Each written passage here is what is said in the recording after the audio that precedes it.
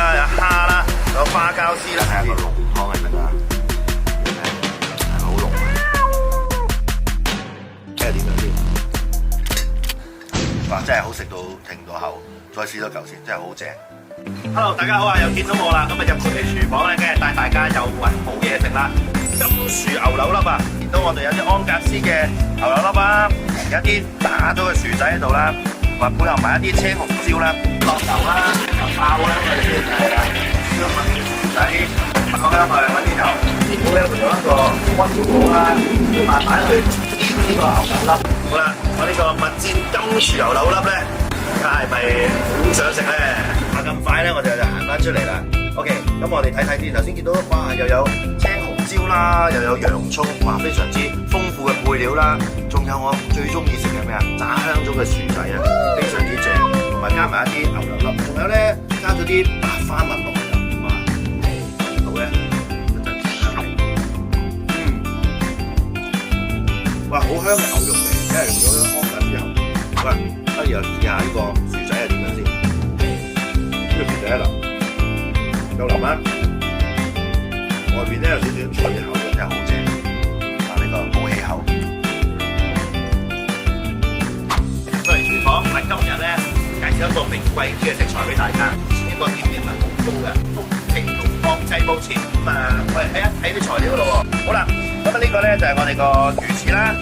咁啊呢一個就係我哋嘅雞啦。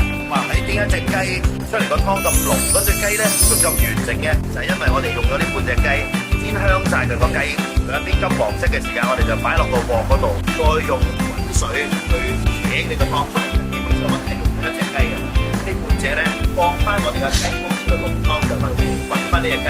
因為呢隻雞咧仲有雞味，不埋個魚翅上去咧，就變成我哋呢個好定濃湯雞煲翅啦。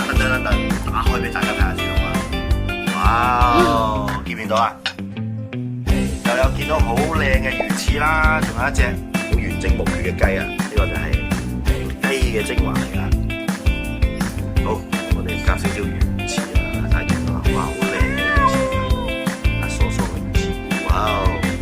我加埋佢啲湯度，唔好客氣啦。加個魚翅先，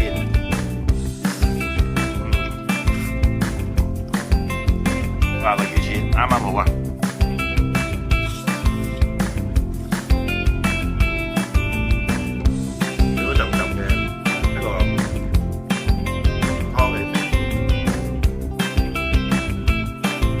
哇！非常之濃烈嘅雞湯，嗰個雞咧仲係好幼嫩嘅，咁所以咧呢個雞煲翅咧非常之濃有味。真材實料啊！見到我個製作過程㗎啦，係嘛？Hello，嚟到廚房咧有啲咩好介紹咧？就係一個餅王魚翅撈飯啊！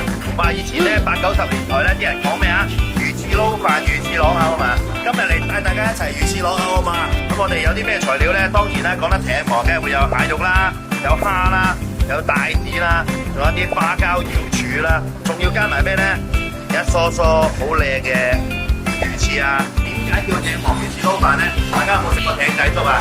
艇仔粥即係咩啊？喺個水上人啦，岸邊嗰啲咧新鮮材料啊嘛，嗰啲蟹啊、嗰啲海鮮啊咁啊，嗰啲叫艇仔啊嘛，係嘛？好，今日我哋嚟到呢一度介紹一個艇王魚翅撈飯俾大家。話咁快我哋就煮好咗喺廚房出嚟啦。咁啊呢個艇王魚翅撈飯咧就喺我面前咯喎。有蝦啦，係咪啊？有啲花膠絲啦，見到有帶子啦，係嘛？呢個艇王有魚翅喺邊度啊？真係有魚翅嘅喎，有魚翅啦，帶子蝦仲有花膠絲。哦，人哋成日話魚翅撈飯，我今日咧就試下魚翅撈飯，俾大家試下先。哇！啲蝦好爽，啲蟹肉好鮮味。好香啊個魚翅！呢一個魚翅咧有啲咩唔同啊？佢加咗一啲